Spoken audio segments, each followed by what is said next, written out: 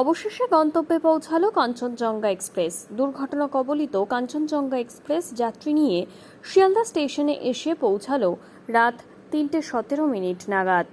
মুখ্যমন্ত্রী মমতা বন্দ্যোপাধ্যায়ের নির্দেশ অনুযায়ী রাতে শিয়ালদা স্টেশনে রাজ্য সরকারের পক্ষ থেকে একটি হেল্প ডেস্ক করা হয়। সেই হেল্প ডেস্কের দায়িত্বে ছিলেন রাজ্যের মন্ত্রী তথা কলকাতার মেয়র ফিরহাদ হাকিম ও রাজ্যের পরিবহন মন্ত্রী স্নেহাশিস চক্রবর্তী। গাড়ি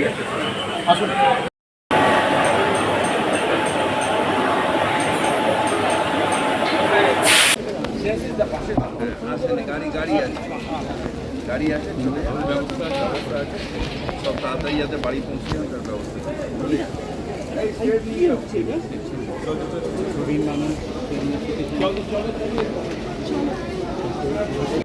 মানুষের অভিজ্ঞতা খুব মর্মান্তিক। 3 দিন ধরে ট্রেনে রয়েছে, শিলচর থেকে আসছে, কেউ ত্রিপুরার থেকে আসছে। হঠাৎ করে মৃত্যু ফাঁদ, তার থেকে বেরিয়েছে। তার মধ্যে জার্কিংয়ে অনেকের চোট আছে, ফার্স্ট এডের এখানে হলো।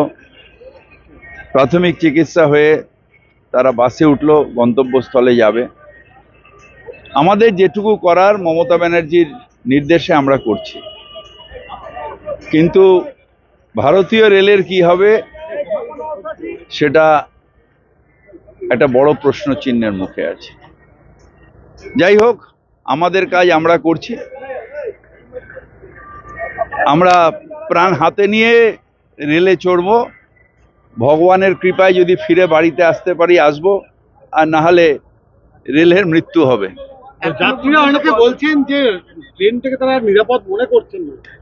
আমি নিজেও মনে করছি না। আমি বন্দে ভারতে যাওয়া আসা করি, এই মালদা যাই, বোলপুর যাই। এখন তো মনে হচ্ছে যে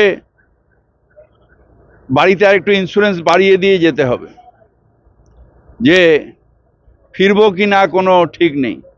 এখনো পর্যন্ত কতজনকে বাসে করে বাড়ি পৌঁছানোর ব্যবস্থা? দেখেন, আমরা যা যা পেয়েছি এখানে প্রায় 150-200 জনের বেশি হবে, তাদের বাসে তুলেছি। যারা একটু অন্য গন্তব্য যাবেন, মানে যাদের কমন রিচ, সেগুলো বাসে যাচ্ছে। যেগুলো একটু অন্য, তাদের অনেকেরই গাড়িতে করে পাঠিয়ে দেওয়া হয়েছে। ট্রান্সপোর্ট মিনিস্টার নিজে দাঁড়িয়ে থেকে এটা করেছেন, ট্রান্সপোর্ট সেক্রেটারি। সুতরাং এটা মমতা ব্যানার্জি সকালবেলাই আমাদের ইনস্ট্রাকশন দিয়েছিলেন যে রেল আসা মাত্রই তাদের যাতে আমাদের দিক দিয়ে কোনো পরিষেবার ত্রুটি না হয়, সেটা আমরা করলাম।